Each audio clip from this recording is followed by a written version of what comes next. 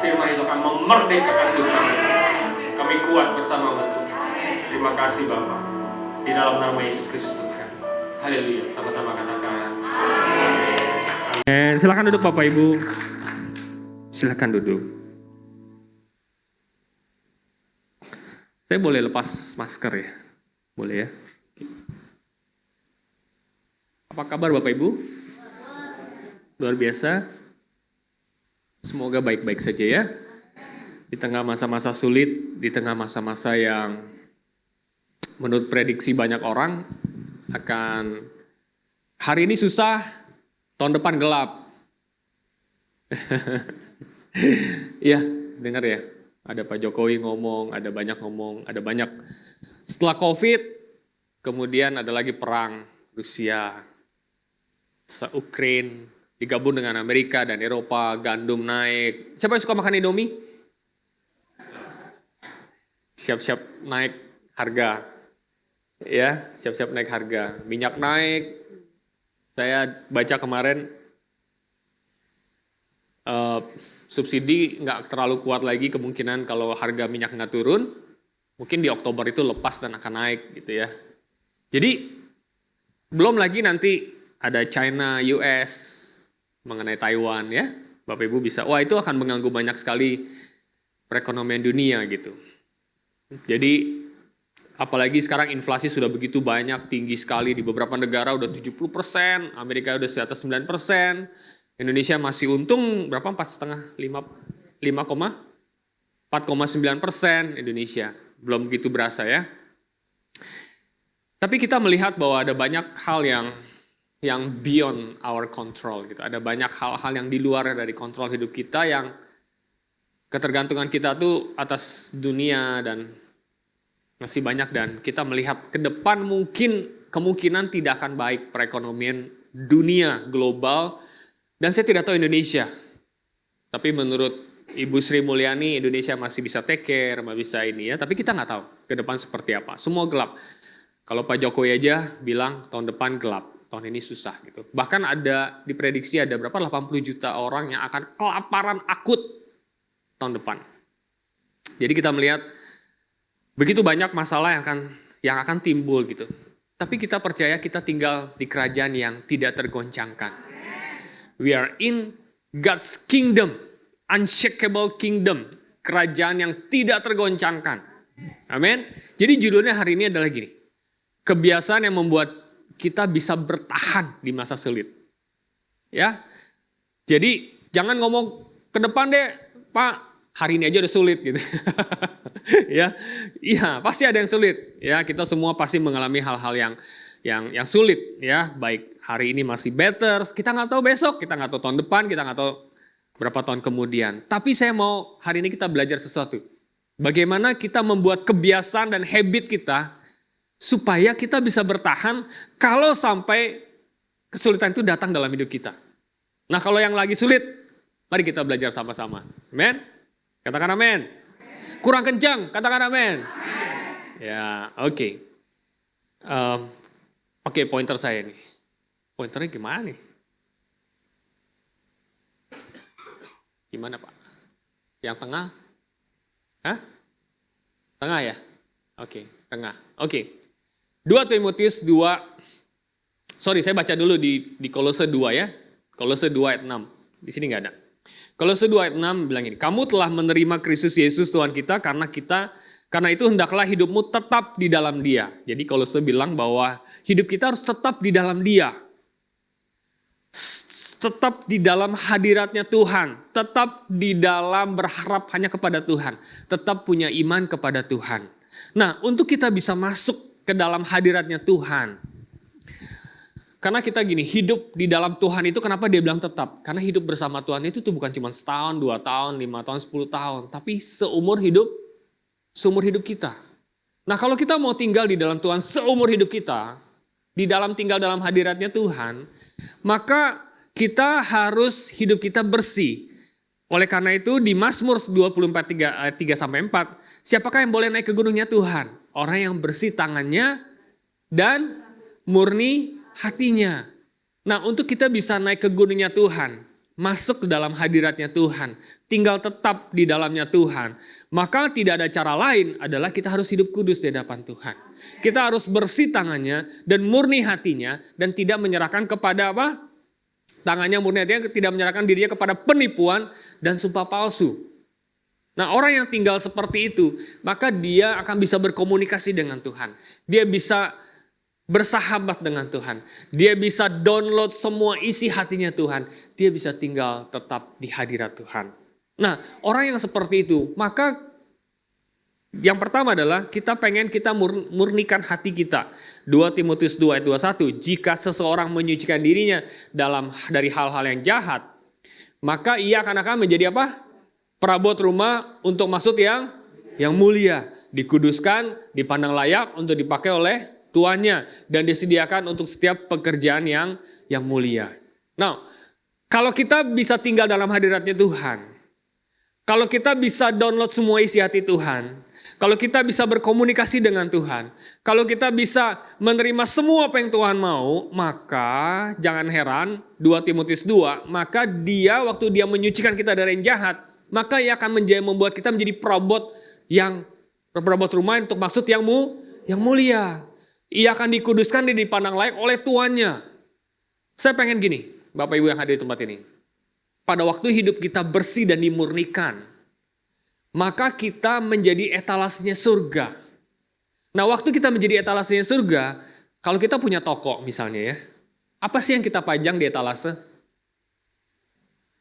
Dagangan kita kan, tapi dagangannya yang jelek apa yang bagus? Bagus, etalase. Yang jelek, yang sudah boxnya rusak, atau yang sudah nggak bagus, pasti ditaruh di belakang. Tapi yang ditaruh di depan selalu yang bagus, yang indah. Sehingga waktu customer datang, pelanggan datang, mereka lihat, oh ini barangnya bagus-bagus gitu ya. Nah, kalau kita mau dipakai Tuhan menjadi perabot yang mulia, menjadi etalasenya surga, maka saya percaya gini, Tuhan akan memprovide, Tuhan akan mensupply, Tuhan akan memperlengkapi, Tuhan akan memenuhi segala kebutuhan kita. Semua. Sehingga kita hidupnya di-upgrade. Waktu kita hidup upgrade, maka kita berjalan bersama dengan Tuhan. Maka gak heran hidup kita dibuat berhasil dan dibuat beruntung. Kenapa? Karena waktu dibuat berhasil dan beruntung, menjadi perabot yang mulia. Sehingga orang melihat, ini orang berbahagia. Ini orang beda. Orang lain bisa nipu-nipu diberkati. Dia kok gak nipu diberkati. Ada apa dengan dia? Dia menjadi etalase surga. Nah, orang yang bersih tangannya dan murni hatinya yang mulia, maka dia akan dipandang layak oleh tuannya untuk diberikan support yang terbaik dalam hidupnya di masa-masa sulit. Ayub 17 ayat 9. Meskipun begitu, orang yang benar tetap pada jalannya dan orang yang bersih tangannya bertambah-tambah kuat. Orang yang bersih tangannya, orang yang murni hatinya, dia menjadi perabotnya Tuhan. Dia menjadi etalasenya surga, gak heran dia semakin hari semakin bertambah kuat. Pasti. Hidupnya tidak akan pernah lelah. Hidupnya tidak akan semakin loyo. Tetapi hidupnya setiap hari akan bertambah-tambah kuat. Dia akan berlari tidak menjadi lelah. Dia berjalan tidak menjadi lemah. Tetapi dia akan seperti burung rajawali. Akan terbang tinggi menghadapi badai, menghadapi problem. Dan semakin hari semakin kuat bersama dengan Tuhan. Orang yang bersih tangannya dan murni hatinya, yang dikuduskan oleh Tuhan setiap hari, akan dibawa Tuhan naik jauh, terbang tinggi bersama dengan Tuhan. So that's why kalau Raja Wali itu ketemu dengan masalah, gak masalah. Dia akan soar, dia akan, kemarin saya lihat waktu di jalan tol itu, gak jauh ya, gak cuma berapa, gak tinggi itu dia, kita lagi macet-macetan gitu. Lagi macet-macetan terus saya lihat ke atas, dia ada Raja Wali, dia terbang cuma begini doang. Dia gak begini aja, keliling santai banget dia. Saya stres di mobil, macetnya minta ampun. Dia tinggal santai, mungkin dia pikir kesian banget loh orang pada macet-macet. Dia terbang yang datin kita macet. Enak bener. Nah, Raja Wali itu kalau ngelihat masalah, dia akan terus terbang. Malah dia lebih tinggi daripada masalah. Waktu dia dikejar sama musuh, dia bukannya ngadepin musuh, dia gak ngadepin musuh. Dia cuma menuju matahari, musuh kabur. Kenapa? Karena dia bisa terbang dengan selaput matanya yang bagus, dia bisa terbang menuju matahari, tapi burung-burung lain itu akan keluar. Jadi dia, Raja Wali itu begitu enaknya. Orang yang bersih tangannya dan murni hatinya, maka dia akan bertambah-tambah kuat. Amen. Nah, saya sekarang ada, mana nih? Oke. Nah, sekarang ada 2 kebiasaan yang membuat kita bisa bertahan di masa sulit. Cuma 2. Setuju 2? Siapa yang mau pulang cepat? Cuma 2. Oke? 2. Sebenarnya ada 700-an, cuman saya pack jadi cukup 2 ya. 2 aja cukup. Karena punya anak 2 cukup. 2 kebiasaan yang membuat kita bertahan di masa sulit. 2 aja ini kita lakukan, udah deh. Mau datang krisis kek, mau datang segala macam kek, saya yakin kita kuat. Kurang kuat, amin ya. Amin, amin ya, amin. Dengar baik-baik nih, cuman 30 menit lah, nggak sampai 30 menit. Oke.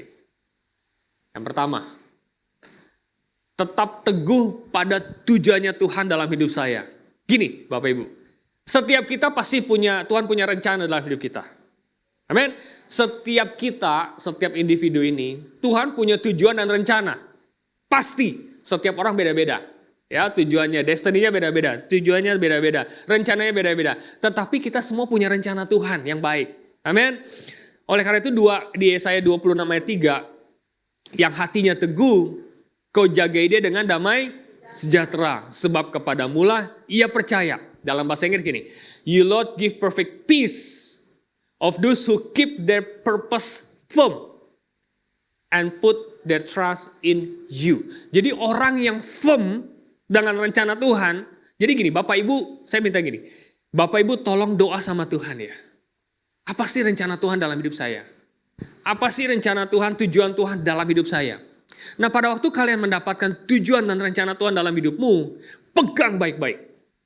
Orang yang firm, dia punya purpose, orang yang tetap teguh akan diberikan damai sejahtera dan dia akan diberikan kelimpahan damai sejahtera itu. Nah, yang firm, yang tetap hidupnya teguh, hatinya teguh, yang tidak kiri kanan, dia walaupun badai datang, dia tidak akan goyah karena dia punya rencana yang jelas. Kalau contoh gini, misalnya misalnya saya sama Vita pergi, ini saya Vita ya, kita disuruh pergi ke Surabaya. Misalnya ya, dan Surabaya itu ada satu kota di mana kita bisa menemukan apa yang kita mau. Tujuan hidup kita, misalnya gitu ya, tujuannya ke sana. Maka dengan berbagai macam cara kita akan mencapai Surabaya. Betul tidak? Setuju ya? Dengan berbagai effort kita akan nyampe ke sana. Supaya kita mendapatkan apa yang kita mau di sana. Gitu. Nah, rencana Tuhan itu seperti itu. Dapetin rencana Tuhan, tujuan hidupmu apa, sehingga pegang tujuan itu, sehingga kamu mau gak mau, kamu harus berjalan bersama dengan Tuhan untuk mencapai tujuannya itu. Itu rencana Tuhan. Saking firmnya kita. Nah, orang yang tidak mengerti rencana Tuhan dalam hidupnya, maka hidupnya akan terombang-ambing.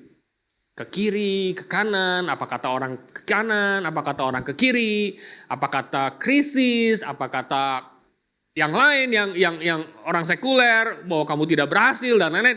Itu akan seperti itu tuh. Dia akan terombang kiri kanan, dia akan bingung. Kenapa? Karena dia gak punya tujuan. Nah, orang yang punya tujuan, yang dia pegang teguh janjinya Tuhan, rencana Tuhan, firman Tuhan, dan rencana Tuhan, dan di tujuan Tuhan dalam hidupnya, maka dia akan terus berjalan bersama dengan Tuhan. Amin. Nah, untuk kita bisa berjalan ada 2 hal. 1, 2 rahasia untuk kita berhasil. Yang pertama, bicara mengenai tenacity. Yang kedua, resilience. Tenacity itu bicara mengenai kegigihan, gigih. Yang kedua, ketangguhan. Ya. Orang yang punya firm dengan tujuannya Tuhan, yang memegang teguh rencana Tuhan dan rencana Tuhan dalam hidupnya, maka dia akan memproduksi 2 hal ini. Yang namanya tenacity, kegigihan. Yang kedua, ketangguhan. Wow. Apa itu tenacity? Apa itu kegigihan? Oke, yang tenacity ya. Kegigihan adalah kemampuan untuk tetap bertahan saat kita sudah mau menyerah. Kegigihan adalah kemampuan untuk tetap bertahan saat kita sudah mau menyerah. Saat tembok di depan mata, saat jalan sudah buntu, saat udah gak punya ide lagi, saat dimana tekanan begitu berat, saat dimana orang bilang, lu mesti udah gagal. Kayaknya nih orang udah gak bakal berhasil. Saat kita berpikir bahwa, wah ini udah berat banget nih. Kayaknya udah tinggal putus asanya aja nih. Nah, orang yang punya kegigihan. Walaupun udah saat detik-detik di mana dia mau menyerah, dia nggak pernah menyerah tuh. Itu namanya gigih. Amin. Saya minta ini ada anak-anak muda nih. Anak-anak muda itu biasanya sekarang agak labil. Labilnya itu adalah kadang nggak gigih. Nah, saya berdoa gini, teman-teman semua nih. Gigih. Amin. Di mana saatnya engkau udah ditekan sedemikian rupa, jangan nyerah. Orang yang punya kegigihan, maka dia akan terus berjalan. Pas, walaupun udah waktunya dia menyerah, udah di tengah-tengah krisis, udah di tengah-tengah jurang, tapi dia tidak pernah menyerah. Walaupun tembok begitu gede, dia akan panjat itu tembok. Mungkin dia akan bongkar bawahnya itu tembok. Mungkin dia akan lari ke kanan untuk cari arah. Atau ke kiri, dia nggak tahu, kita nggak tahu. Tapi dia tidak pernah menyerah. Selama tembok itu masih ada, dia akan terus bongkar itu tembok. Sehingga dia bisa melihat promised land. Rencana Tuhan yang jauh lebih besar daripada masalah hari ini. Amin. Sebab Tuhan mau kita menjadi gigih. Yang kedua, tangguh. Tangguh itu bicara kemampuan untuk bangkit kembali saat kita jatuh atau gagal. Udah berusaha nih. Berusaha nih gak pernah menyerah. Aduh, gagal juga. Gigih boleh, tapi yang kedua tangguh. Artinya apa? Waktu kita jatuh, waktu kita gagal, kita bangkit lagi,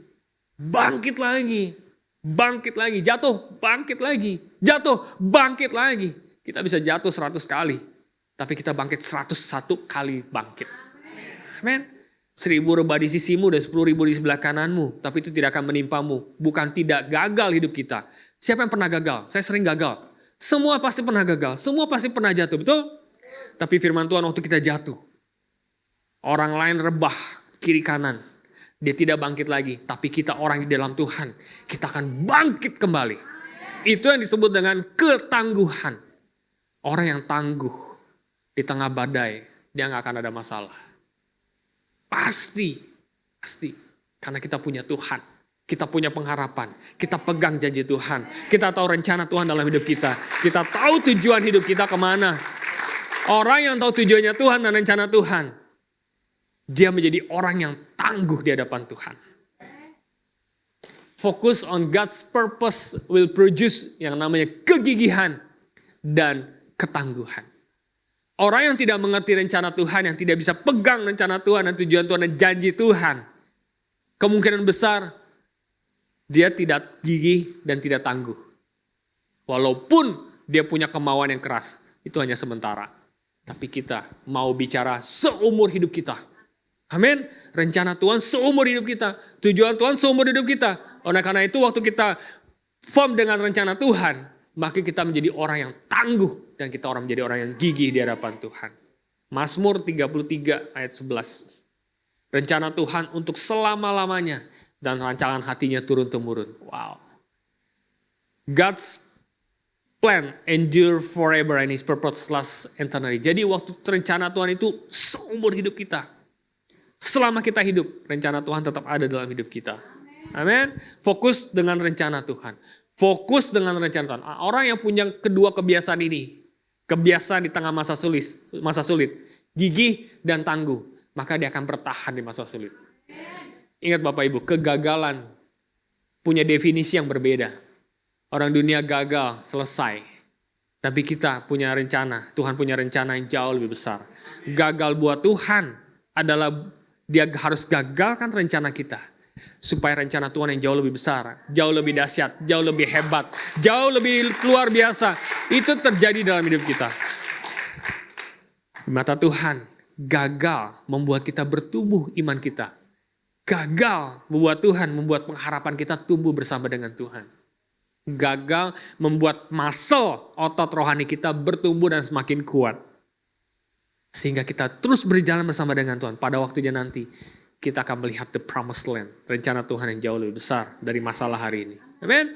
Orang yang ngerti rencana Tuhan itu seperti itu. Ya, nah saya pengen gini, siapa punya anak? Bapak Ibu siapa punya anak? Punya anak semua ya? Punya anak ya? Nah saya mau gini. Kalau kita punya anak hari ini, tunjukkan bahwa engkau adalah gigih dan tangguh di hadapan Tuhan. Tunjukkan kepada anak-anakmu bahwa engkau punya rencana Tuhan yang jelas dalam hidupmu. Di tengah badai, di tengah sulit, Tunjukkan kepada mereka bahwa engkau menjadi modelnya mereka. Bahwa engkau gigih dan tangguh di hadapan Tuhan. Saya punya anak 2 sama istri saya Vita ya. Dan kita setiap kali kita gagal kita bicara. Setiap kali kita berhasil kita bicara. Kita ngomong kepada mereka bahwa kita tidak akan pernah menyerah.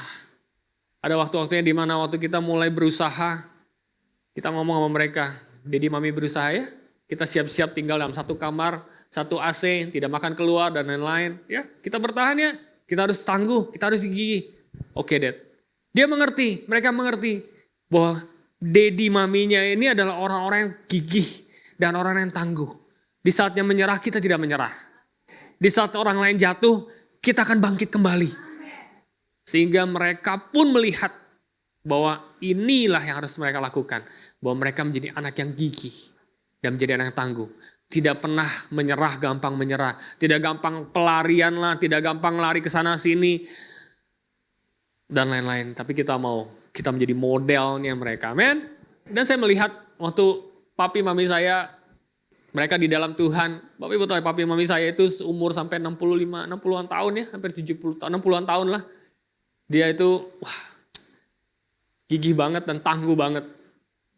Dia itu punya mobil toko, Morex, mobil restoran ya, mobil restoran. Jadi mobil carry di belakangnya itu bisa dibuka gitu, box tapi bisa dibuka kiri kanan gitu. Terus setiap pagi dia kira-kira bangun jam 3 pagi, setiap hari umur 60-an loh, hampir 70, 60-an. Kemudian dia ke Plaza BI Tamrin, satu gedung, ada 3 gedung. Di belakang dia parkir, dia buka toko, kira-kira jam 6 udah nyampe di sana, sampai kira-kira jam 2 siang panas, jam 2, jam 3 dia pulang ke rumah, baru bisa tidur. Besoknya jam 3 bangun lagi, untuk jualan lagi. Wow, gigih, tangguh, cinta Tuhan banget, melayani Tuhan gila-gilaan hari Minggu. Kita ini semua, anak-anaknya 5, menantu semua terima Tuhan Yesus. Amin. Kita melayani Tuhan. Hari ini saya berdiri di sini karena papi mami saya. Amin. Semua keluarga kami. Ada yang khotbah, ada yang melayani Tuhan. Mungkin Ibu Cici tahu. Itu di KCT itu semua rata-rata adalah anaknya keluarga besar kami. Cucunya, anak-anaknya mereka. Ada yang main keyboard, ada yang jadi worship leader, ada yang jadi singer, ada yang jadi pengkhotbah, ada yang jadi dancer. Semua melayani Tuhan. Kenapa? Karena ada satu model. Amin. Papi maminya, opa omanya begitu gigih dan begitu tangguh.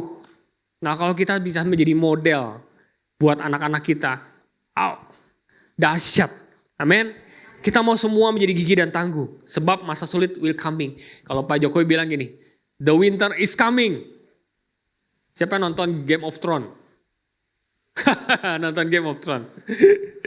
Game of Thrones itu kenapa winter coming? Karena waktu winter itu tuh kerajaan gelap tuh mau menyerbu satu kerajaan. Betul ya? Betul ya? The winter will coming soon. Kenapa? Karena kegelapan, krisis, semua itu akan nyerang satu kerajaan. Nah kita mesti prepare. Amin. Kita tidak tahu kapan waktunya kita diserang. Kita tidak tahu kapan masa sulit datang dalam hidup kita. Kalaupun hari ini engkau mengalami sulit. Come on, tahu rencana Tuhan, tahu tujuan Tuhan dalam hidupmu. Engkau menjadi gigih dan tangguh di hadapan Tuhan. Amin.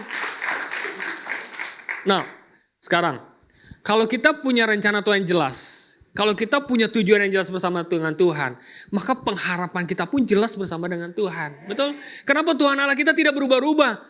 His unshakable kingdom. Dia adalah kerajaan Allah yang tidak bisa digoncangkan. Dan kita beruntung, kita punya rencana, kita punya Allah yang seperti itu. Allah kita tidak pernah goncangkan, dia adalah batu penjuru yang gak lari kemana-mana. Waktu dia mengatakan rencana Tuhan ada dalam hidup kita, maka dia firm dengan rencananya. Sampai akhir hidup kita. Oleh karena itu kita punya pengharapan yang jelas. Ibrani 58 ayat 19, pengharapan itu adalah sau yang kuat. Dan aman bagi jiwa kita yang telah dilabuhkan sampai ke belakang tabir. Apa artinya Bapak Ibu? Jadi gini, waktu zaman dulu ada di bait Allah, di sini adalah tabut perjanjian, ya, ruang maha kudus. Dan di sini ruang kudus, di sana pelataran. Nah antara ruang kudus dan ruang maha kudus, itu ada satu tabir, pekat, seperti gorden yang pekat ketat sekali yang tidak bisa orang masuk sembarangan ke ruang Maha Kudus. Kenapa? Karena ruang Maha Kudus itu tempat hadirat Allah. Tempat di mana tabut perjanjian itu hadir. Nah, hanya boleh imam yang kudus, ya, yang layak untuk bisa masuk. Itu pun kalau misalnya nggak kudus, dia akan mati sehingga ditarik. Oke, nah pada waktu Yesus bilang selesai di kayu salib, maka tabir itu terbelah dari atas ke bawah, robek, terbelah. Nah, orang-orang yang ada di ruang kudus dan di pelataran itu bisa melihat tabut perjanjian Tuhan. Bisa melihat. Padahal dulu nggak boleh. Melihat aja mati.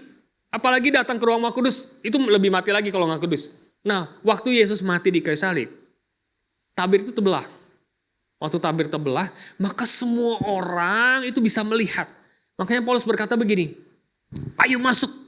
Masuk dengan penuh keberanian, hampiri tahta kasih karunia Allah. Sebab waktu engkau menghampiri tahta kasih karunia Allah, maka kita akan mendapatkan pertolongan tepat pada waktunya. Nah, kalau kita punya sau dan jangkar, sau itu jangkar ya. Kalau kita punya jangkar, maka kita harus tambatkan ke satu tempat yang tidak bisa goyah. Betul ya?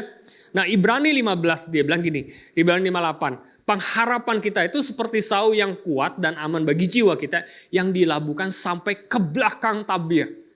Di mana belakang tabir? Hadiratnya Allah. Tabut perjanjiannya Allah. Nah, pada waktu kita melabuhkan sau kita di hadiratnya Allah, jangkar kita di hadirat Allah, maka Tuhan akan pegang saunya kita. Tuhan akan pegang jangkarnya kita. Walaupun badai datang, walaupun ombak begitu besar, walaupun krisis moneter begitu besar menghantam hidup kita, tapi kapal kita tidak pernah karam bersama dengan Tuhan. Sebab dia pegang walaupun diombang-ambing kiri kanan begitu besar dahsyatnya masalah yang terjadi, sulitnya hidup ini. Selama engkau menaruh pengharapanmu di hadiratnya Allah, maka hidup kita menjadi aman dan kuat bersama dengan Tuhan. Jiwaku menjadi aman, jiwaku menjadi kuat. Kenapa? Karena kita labuhkan di dalam hadiratnya Tuhan. Ibrani 15 ayat 4, sebab segala sesuatu yang ditulis dahulu telah ditulis menjadi pelajaran bagi kita, supaya kita teguh berpegang pada pengharapan oleh ketekunan dan penghiburan dari kitab suci. Di masa sulit, tetap pengharapan kita ada di dalam hadiratnya Tuhan. Amin. Jangan pengharapanmu di duit, di relasi, di gereja, jangan. Pengharapan kita di Tuhan. Ibrani 6:17, karena itu hendaklah lebih meyakinkan mereka yang berhak menerima janji. Siapa yang berhak menerima janji? Saya bilang menerima janji itu akan kepastian khususnya sebab Allah telah mengikat dirinya dengan sumpah. Wow. Orang yang menaruh pengharapan di dalam Tuhan di masa sulit, maka dia pasti menerima janji Tuhan. Sebab dia sudah mengikat dirinya dengan sumpah. Orang yang teguh dan berpegang pada janjinya Tuhan, rencana Tuhan, maka dia menjadi gigih. Dia menjadi tangguh. Pengharapannya di dalam Tuhan. Badai datang, masa sulit datang, tidak akan pernah karam hidup kita. Tapi kita akan semakin kuat, jiwa kita aman, jiwa kita kuat di dalam Tuhan. Amin. Nah, bagaimana caranya supaya kita bisa melihat rencana Tuhan dalam hidup kita? Ini tadi saya sudah baca. 5 alasan. 5 alasan Tuhan menciptakan kita. Kalau kita bisa melakukan 5 alasan ini very simple. Kalau kita bisa melakukan 5 ini, maka saya yakin banget kita akan firm dengan rencana Tuhan dalam hidup kita. Amin. Rencana Tuhan firm, tujuan Tuhan firm, maka kita akan menjadi gigih dan menjadi tangguh di hadapan Tuhan. 5 dengan cepat. Yang pertama, Tuhan mau kita menyembah dan mengasihi Dia. Itu bicara mengenai worship. Ya, worship. Yang kedua, Tuhan mau kita menjadi bagian dari keluarganya. Itu disebut dengan fellowship. Worship itu kita menyembah Tuhan seperti ini. Tapi bukan cuma di gereja. Saat teduh kita, quiet time. Di mana kita bersekutu dengan Tuhan setiap hari. Kita worship God. Nggak perlu pakai gitar. Nyembah Tuhan. Thank you Jesus. Thank you Jesus. Terima kasih Tuhan. Itu sembah Tuhan. Ya, yang kedua, fellowship. Kita beribadah sini. Fellowship. Care cell. Itu fellowship, menjadi bagian dari keluarganya. Siapa yang belum ikut care cell? Nggak ada yang angkat tangan. Siapa yang sudah ikut care cell? Yang belum. Kalau belum, kita belum menggenapi alasan kenapa kita diciptakan. Kita ada di muka bumi ini karena bagian dari keluarganya. Kalau kita menjadi alasan kenapa kita diciptakan ada di dunia ini, karena memang Tuhan menciptakan kita untuk menjadi fellowship dengan teman-teman kita. Bukan cuma di gereja, jadi carousel. Nah kalau kita nggak ikut carousel, rencana Tuhan tuh agak blur. Yang ketiga, Tuhan mau kita bertumbuh seperti Yesus. Ini disebut dengan discipleship, pemuritan. Orang yang mau dimuridkan, dia akan tahu rencana Tuhan. Makanya tadi ada TC01 yang belum ikut. Siapa yang belum ikut? Nggak ada yang angkat tangan. Siapa yang sudah ikut? Oke. Yang belum ikut TC01 ikut. Kenapa? Karena itu bagian waktu kenapa alasan kamu diciptakan. Kalau kamu nggak ikut dimuridkan, maka ya that's the reason you are here gitu. Alasan kamu ada di muka bumi ini ya karena kamu harusnya ikut pemuritan. Salah satu gereja kita ini, GBWTC ini, sudah menyiapkan semua fasilitas lah dari 5 alasan kenapa Tuhan menciptakan. Dia udah siapin semua. Yang pertama dia ciptakan SMA, gereja kita. Jadi gereja kita ini sudah menyiapkan semuanya. Pakai. Ya, 3, discipleship. Yang keempat, Tuhan mau kita melayani dia dan sesama. Ministry. Buka ministry. Bukan hanya buka lah. Misalnya Acer, semua yang di sini, semua melayani Tuhan, melayani. Tapi nggak perlu semua jadi pelayan Tuhan ya. Jemaatnya nggak ada dong semua melayani Tuhan. Ada jemaat nggak apa-apa. Di tempat kerja kita melayani orang. Dimanapun kita berada kita melayani orang. Di tetangga kita melayani orang. Melayani orang tua kita, keluarga kita, dan lain-lain kita melayani. Itu melayani, ministry. Oke. Yang kelima, Tuhan mau kita memperkenalkan Tuhan kepada orang lain. Itu disebut dengan witness atau kesaksian, penginjilan. Ya, cerita kepada orang lain bahwa Tuhan itu baik. Tuhan tolong saya. Loh, kita ngomong gitu kita bukan minta dia menjadi Kristen, betul gak? Kita cuma ngomong ke dia, Tuhan tolong hidup saya loh. Gak apa-apa lah, itu witness, kesaksian. Nah, jadi ada 5. Worship, fellowship, discipleship, ministry, dan witness. Itu alasan kita hidup ada di dunia ini. Kalau salah satu aja dari 5 ini kita tidak ikut, maka kemungkinan besar kita tidak firm dengan rencana Tuhan. Kita gak ngerti. Blur. Oleh karena itu 5 ini harus kita genapi. Katakan amin. Kurang kenceng. Amin. Amin. Amin. Ya. Nah. Kalau kita tidak melakukan 5 alasan ini. Kenapa kita diciptakan. Maka tujuan Tuhan itu tidak menjadi jelas dalam hidup kita. Banyak yang nanya. Gimana ya rencana Tuhan dalam hidup saya? Apa sih tujuan hidup saya di muka bumi ini? Ya jalan 5 ini aja. Worship, fellowship, discipleship, melayani orang lain, menjadi bersaksi. Kalau kita jalan 5 ini, firm rencana Tuhan. Garanti 100%. Firm rencana Tuhan dalam hidupmu. Pasti. Dapat. Ya, oke.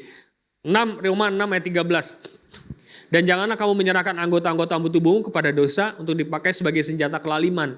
Tetapi serahkanlah dirimu kepada Allah sebagai orang-orang yang dahulu mati, tetapi yang sekarang hidup. Dan serahkanlah anggota-anggota tubuhmu kepada Allah untuk menjadi senjata-senjata kebenaran. Wow. Every parts of you, semua yang ada dalam hidupmu. Semua. Potensimu, kepintaranmu, hikmatmu, duitmu, waktumu, keluargamu, every parts of you. You want to be tools in hands of God. Serahkan kepada rencana di dalam tangan Tuhan. So he use it for God's good purpose. Jadi Tuhan pengen semua dalam hidup kita, apapun yang kita punya, potensi hidup kita. Bisa nyanyi-nyanyi, bisa melayani Tuhan, bisa melukis-melukis untuk Tuhan, semuanya. Lakukannya untuk Tuhan. Maka dia akan pakai hidup kita for good purpose. Untuk rencana Tuhan yang baik, senjata-senjata kebenaran. So that's why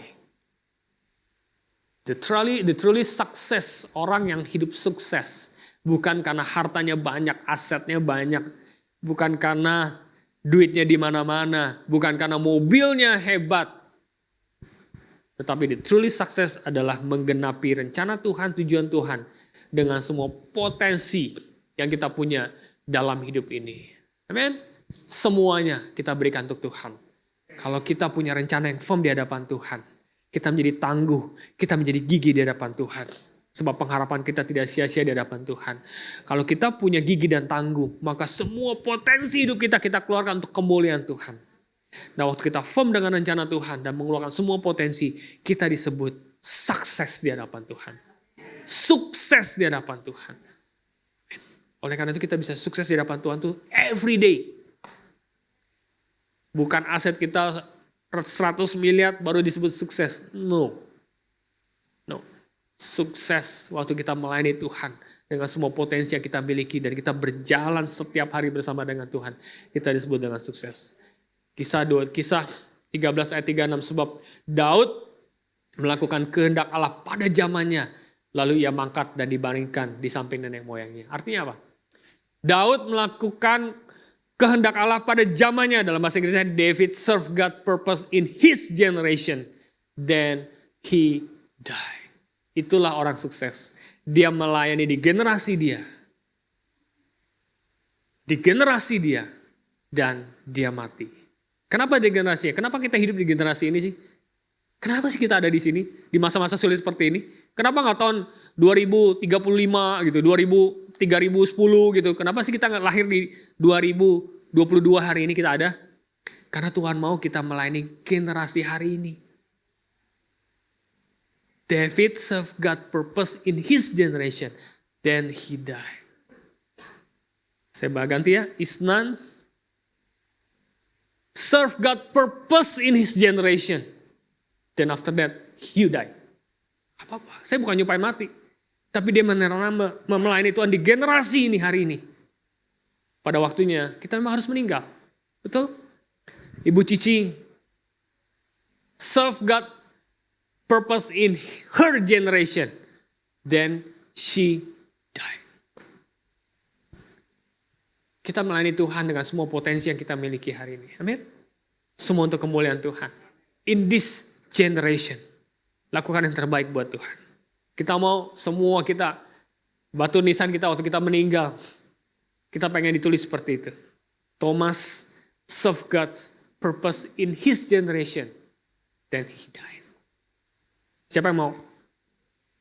Amin. That's truly success. Amin. Nah, penghalang yang terbesar adalah kita terganggu dengan hal-hal yang membuat kita tidak fokus, yaitu masalah dan tekanan dalam hidup ini. Kita mau sih rencana Tuhan jalan, kita mau tangguh, tapi kok berat banget ya, tekanan berat. So that's why Lukas 9 ayat 62, Tuhan berkata setiap orang yang siap untuk membajak tapi menoleh ke belakang tidak layak untuk kerajaan Allah. Wow, sampai segitu sadisnya ya. Jangan ke distract, jangan keganggu oleh tekanan dalam hidup kita. Jangan keganggu oleh stres dalam hidup kita. Fokus kepada Tuhan. Jangan noleh ke belakang. Sebab kita milik Tuhan. Yang kedua dengan cepat. Yang kedua, bagaimana kita bisa bertahan di masa sulit? Yang kedua adalah menjaga hati untuk tetap bersyukur. With a grateful heart. Give thanks with a grateful heart. Dengan hati yang penuh dengan ucapan syukur. Efesus 5 ayat 20.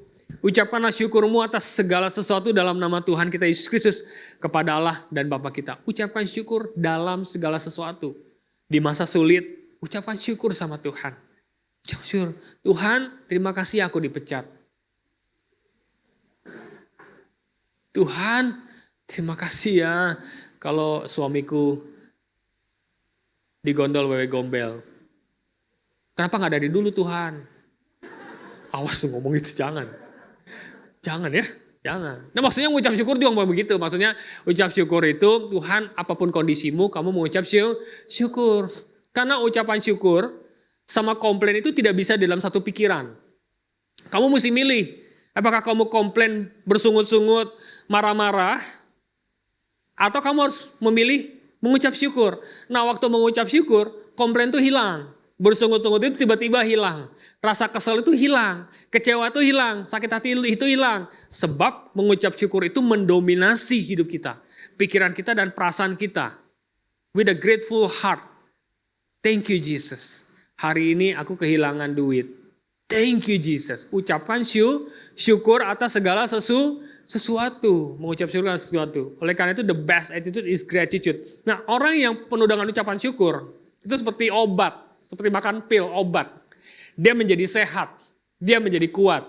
The more grateful you are, the more healthy you are. Amen? Orang yang penuh dengan ucapan syukur dalam hidupnya, apapun masalah yang terjadi di tengah-tengah masa sulit, waktu dia mengucap syukur sama Tuhan, hidupnya menjadi sehat. Hidupnya menjadi kuat. Ya, kalau sempat, ayat 2, bertekunlah dalam doa, dalam pada itu berjaga-jaga sambil mengucap syukur. Di tengah sulit, ayo berdoa dan mengucap syukur. Filipi 4 ayat 6. Janganlah hendaknya kamu khawatir tentang apapun juga, tetapi nyatakanlah dalam segala keinginanmu kepada Allah dan doa dan permohonan dengan ucapan syukur. Di tengah masa sulit, di tengah kita kehilangan, di tengah kita masalah dalam hidup ini, ada 3. Jangan khawatir, tetap berdoa, dan ucapkan syukur. Itu aja, ucapan syukur. Ucapan syukur. Berat memang. Tapi waktu kita mulai mengucap syukur dengan hati penuh melimpah, with a grateful heart, thank you Jesus. Berat, ngomongnya tuh berat. Terima kasih Tuhan. Maka kita akan bertahan di masa sulit. Pada waktunya, kita akan terbang bersama dengan Tuhan. Amin. Amin. Jangan tanggung-tanggung kalau mau beri kemuliaan buat Tuhan. Gitu loh. 3 alasan. Slide terakhir. Ya, semoga bisa membangkitkan yang sedang ngantuk-ngantuk. Slide terakhir. Biar wake up. 3 alasan kita harus bersyukur di masa sulit. Yang pertama, karena Tuhan memberi kita kekuatan. Di masa sulit, pasti Tuhan akan beri kita kekuatan. Kolose 1 ayat 11-12. Dan dikuatkan dengan segala kekuatan oleh kuasa kemuliaannya. Untuk menanggung segala sesuatu dengan tekun dan sabar. Wow. Tuhan kasih kita kekuatan dengan kuasa kemuliaan untuk menanggung segala sesuatu. Menanggung masalah hidup kita. Menanggung masa sulit. Dan apa? Kata sama-sama. Dan mengucap syukur dengan apa? Sukacita kepada Bapa. Yang melahirkan kamu untuk mendapat bagian dalam apa yang ditentukan untuk orang-orang kudus dalam kerajaan terang. Wow. Kalau kita bisa ucapkan syukur, maka Tuhan akan berikan kekuatan dengan kuasa kemuliaannya. Dia akan berikan kepada kita. Sehingga waktu kita kena masalah, waktu kita mengucap syukur di hadapan Tuhan, kita cakap menanggung segala perkara bersama dengan Tuhan. Ucap syukur sama Tuhan. Yang kedua, kenapa kita mengucap syukur sama Tuhan? Karena keadaan yang sulit tidak bisa merubah rencana Tuhan. Men? Kita udah tahu rencana Tuhan, kita firm, kita pegang rencana Tuhan. Ya, di tengah masa sulit, badai datang. Wah, tekanan berat. Hantamannya begitu besar dalam kita. Tapi karena kita tadi udah belajar gigih, hantam, bangun lagi. Tangguh. Mau jatuh, bangkit lagi. Berjalan lagi, lari lagi. Wow. Kenapa? Karena kita firm dengan rencana Tuhan. Nah, rencana Tuhan itu tidak berubah. Rencana Tuhan itu apakah dipengaruhi oleh krisis? Enggak. Rencana Tuhan itu tidak pengaruh oleh krisis. Rencana Tuhan itu tidak pengaruh oleh tekanan hidup kita. Rencana Tuhan itu tidak pengaruh atas negara-negara orang lain. Rencana Tuhan tidak pengaruh atas inflasi. Negara Tuhan itu tidak peduli dengan kita kehilangan kita. Rencana Tuhan itu tetap firm.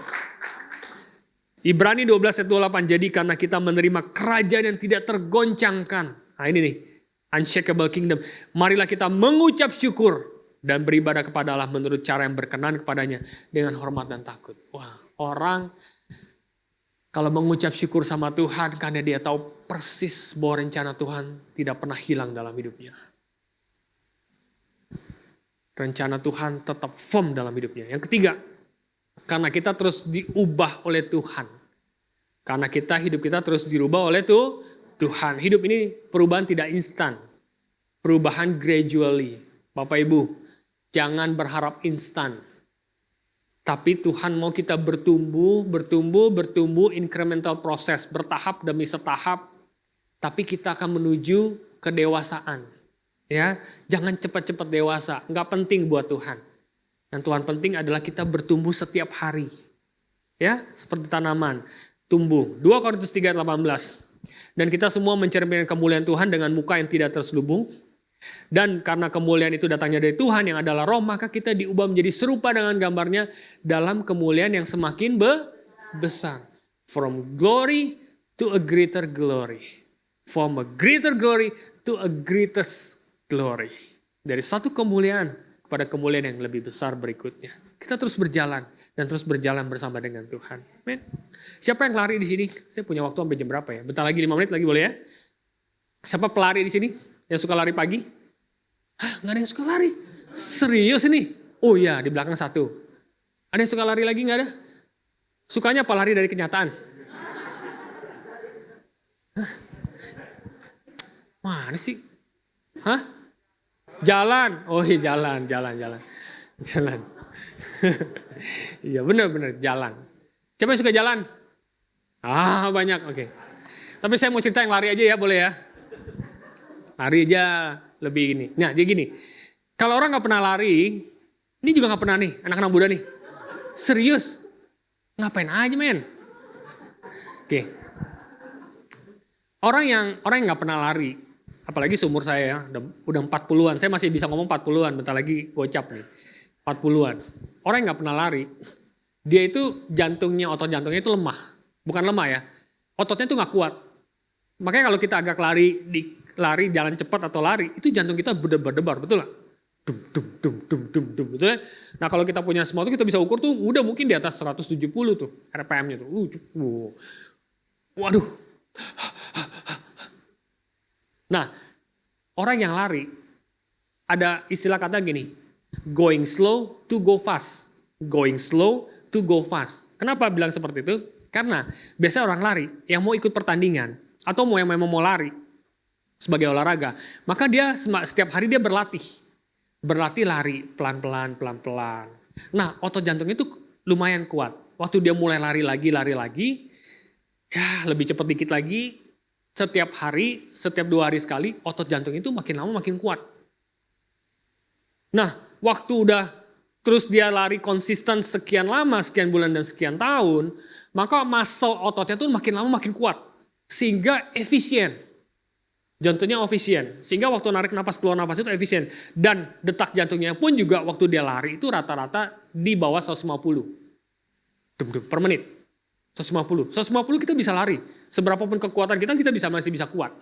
Nah saking efisiennya orang olahraga, atlet olahraga, dia rata-rata kalau kita duduk begini aja nih, itu di bawah 70, 60-an something detak. Kenapa? Karena efisien. Efisien banget. Nah, kalau dia mau bertanding Ironman atau dia mau bertanding triathlon atau maraton, maka dia akan lari kuat jantungnya. Kenapa? Karena efisien jantungnya. Nah, Tuhan mau seperti itu. Kita tuh mau bertumbuh itu seperti itu tuh, latihan dulu. Karena waktu kita mulai latihan, kena masalah, kita bangkit lagi. Kena masalah, kita bangun lagi, kita gak menyerah, kita gigih, kita tangguh, terus berjalan, terus berlari. Berjalan, tiba-tiba tanpa kita sadari otot iman kita bertambah. Otot pengharapan kita tuh kuat. Cara kerja dan cara hikmatnya Tuhan itu ada dalam hidup kita itu makin lama makin tajam. Makin efisien. Sehingga pada waktu masalah itu datang, kegagalan itu datang, itu kita makin kuat. Karena itu dilatih. Kalau orang yang tidak dalam Tuhan, dia kabur kemana-mana. Tetapi orang yang dalam Tuhan, dia akan terus berlari. Karena memang itu hambatan-hambatan yang harus lalui, proses yang harus lalui, sehingga dia muscle imannya itu bertambah. Pengharapannya makin kuat. Sehingga pada waktunya nanti, jangan heran. Pada waktu Tuhan melihat hidupmu sudah kuat, imanmu sudah hebat, pengharapanmu tidak pernah goyah di dalam Tuhan. Tuhan adalah Allah yang setia, maka jangan heran. Tiba-tiba hidupmu diberkati berlimpah-limpah.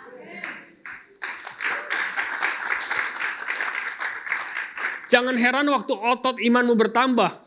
Mungkin sekarang masalah. Justru masa sulit membuat iman kita bertambah. Enggak lari kemana-mana. Tapi pada waktunya nanti, enggak heran. Di tengah krisis, di tengah badai, di tengah masa sulit. Tuhan bisa berkati kita berlimpah-limpah yang jauh melebihi cara kita berpikir, melihat, memandang, tidak pernah kita rasa. Itu Tuhan siapkan hidup kita. Karena Tuhan melihat kapasitas kita sudah cukup untuk diberkati Tuhan. Soalnya yang ketiga, karena hidup kita terus dirubah oleh Tuhan. Amin. Kita mengucap syukur sama Tuhan. With a grateful heart, dengan hati yang mengucap syukur sama Tuhan. Amin. Terakhir, saya mau cerita gini. Saya mau ada contoh, boleh ya contoh ya? Saya nonton Instagramnya VJ Daniel. Bagus juga, dia bilang gini. Oke Bapak Ibu yang gak nonton VJ Daniel, VJ Thomas aja nonton hari ini. Contoh ya, misalnya saya ke rumah Isnan. Di Melati Mas kanan. Pak Isnan. Saya ngobrol, terus saya pulang. Waktu saya pulang, saya gak bawa nih handphone. Saya pergi kan. Waktu pergi, wih ketinggalan di rumah Isnan handphone saya. Saya telepon Isnan. Pakai handphone yang lain, handphone gue ketinggalan. Oh iya nih, tinggalan di rumah nih. Aduh, udah jauh lagi. Udah nanti ya, 3 bulan lagi gue datang lagi dah untuk ngambil handphonenya. Tapi di situ saya kasih password. Kemudian ada kira-kira ada GoPay, ada OVO. Ini direkam gak ya? Ada cashless. Nilainya 5 juta. Kamu boleh pakai lah Nan. Buat makan, buat minum, buat segala macam, ya. Pakai aja, buat beli Tokopedia, ambil 5 juta pakai aja. Saya juga masih lama datangnya, pakai aja nggak apa-apa. Isnan bilang apa sama saya? Hah? Nggak mau, karena kan, tapi saya kasih. Boleh dong. Kamu pasti bilang terima kasih. Walaupun dia jujur banget nih, nggak mau dikasih. Thank you. Pasti kalau saya bilang pakai aja Nan, nggak apa-apa lah. Saya juga, oh ya udah boleh pakai ya. Pasti dia bilang terima kasih dong. Ya, kalau Ihsan nggak mau, ada yang mau. Kemudian 3 bulan lagi saya datang lagi ke Ihsan. Nan, saya ambil ya handphonenya. Oh iya, gimana Nan? Lu udah pakai? Udah habis. Misalnya udah pakai banyak gitu ya, udah semua udah habisin. Terus oke, tapi gue ambil nggak apa-apa ya Nan ya. Terus pasti waktu saya mau pulang, dia pasti bilang terima kasih. Thank you ya Tom. Udah boleh dipakai OVO-nya, GoPay-nya 5 juta. Kenyang tiap hari. Lumayan lah 3 bulan setiap hari makan gratis gitu ya misalnya gitu ya. Pasti dia bilang terima kasih. Handphonenya saya ambil. Nah apa yang message hari ini? Gini. Waktu Tuhan kasih ke dalam hidup kita, apapun berkat, maka kita bilang apa kepada Tuhan? Terima kasih Tuhan. Tuhan baik. Tuhan tolong saya. Tuhan kasih berkat. Thank you Jesus. Tetapi apa yang terjadi kalau Tuhan izinkan berkat itu diambil lagi sama Tuhan? Tuhan izinkan ya, dengan apapun kondisinya, Tuhan ambil lagi berkat itu. Kita bilang apa sama Tuhan? Kayaknya makin pelan aja bilang terima kasihnya nih. Tadi bilang terima kasih. Terus pas diambil, terima kasih. Berat. That's the fact. Berat bener. Tapi fungsi dari 2 kata terima dan kasih adalah kita mengucap syukur sama Tuhan. Waktu kita terima, kita bilang terima kasih. Waktu diambil sama Tuhan, kita bilang terima kasih Tuhan. Walaupun berat, tapi kita terima kasih Tuhan. Thank you Jesus. With a grateful heart. Aku mau bilang terima kasih Tuhan. Apapun yang kau ambil, yang kau izinkan untuk keluar dari dalam hidupku. Terima kasih Tuhan. Walaupun berat, bilang terima kasih. Terima kasih Tuhan. Sebab apa? Waktu Tuhan kasih ujian, kasih rencana, kasih izinkan untuk kita diambil sesuatu dari dalam hidup kita. Sebab ada rencana Tuhan yang jauh lebih besar. Jauh lebih dahsyat. Jauh lebih hebat. Jauh lebih besar dan dahsyat. Yang luar biasa. Yang Tuhan akan gantikan dalam hidup kita. Selama kita mengucap syukur sama Tuhan, Tuhan akan kasih yang terbaik dalam hidup kita. Dan waktu kita terima lagi berkat dari Tuhan, kita bilang apa kepada Tuhan? Terima kasih. Mari kita bangkit berdiri.